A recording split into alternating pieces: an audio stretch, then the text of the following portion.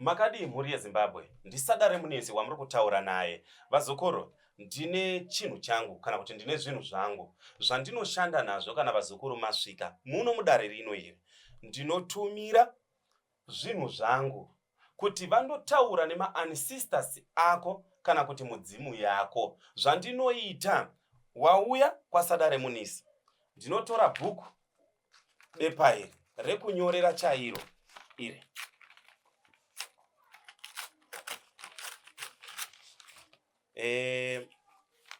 Ibepa iri rekunyorera, tonyora zita rako sekufananidza chinhu chedu ichi chiripo apa. Tonyora zita Sadare Munisi. Toti Japani.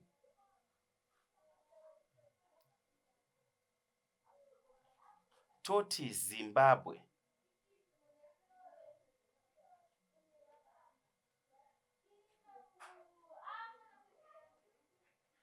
Tapedza tadai toisa signature. Ndapedza ndatora bhuku iri ndatsvetawo, tongoti damburei kusina basa uku. Mukomana wedu uyu, zita ndiri kuda kutora kana kunzwa nyaya dzemuZimbabwe nemuJapani ndiri panapa muHarare kuwadzana 3 pandiri. Ndiri kuda kunzwa nyaya umu. Ndatora envelope yangu iyi, haina chinhu, bepa ndichiri ndakabata iyi, haina chinhu. Iyi envelope yamunoona iyi ndaisa iyi, hamuna chirimo. Ndava kuisa zita, mazita aya, Japani, Zimbabwe, Sadare Munisi apowo. Ndava kuisa tsve, ndovhara. Ndiri kuda kuti kuziva zvese zviri mukati meJapani, nyika yeJapani, nezviri mukati menzvimbo yeZimbabwe. Pacho panonzi ndo pahasha, ndo pandiri kuda kunzwa kuti chii chiri kuitika.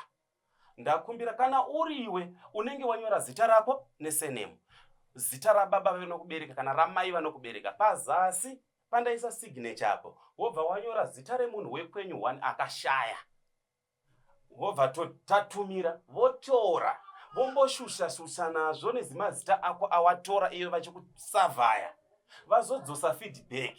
Inini kuti nditswane feedback, toti ndadaika ndabata izvi, ndiri kuda kuti muone kuti zvaenda. Mazita aya ataiti mazita taisa umu,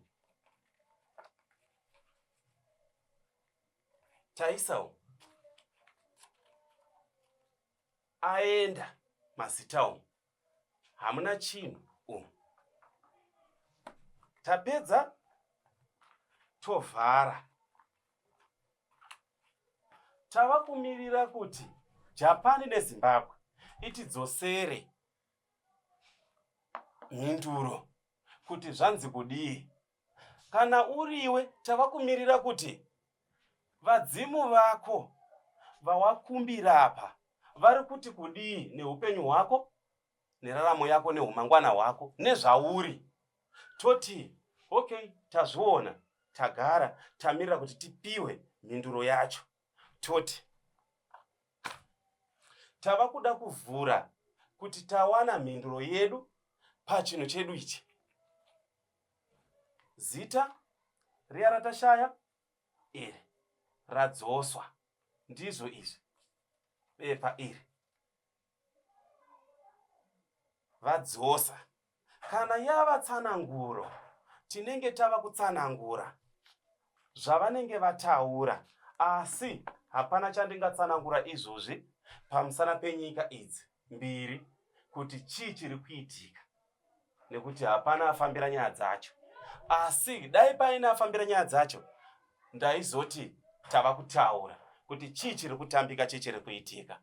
ndo zviri kuno vazukuru. Unotaura nevadzimu vako tokuitira zvinoda vadzimu vako. Ndinotenda vazukuru. Sada remunisi muno muHarare kuwadzana 3 ndo mazvinoitikira izvi. Ndatenda vazukuru.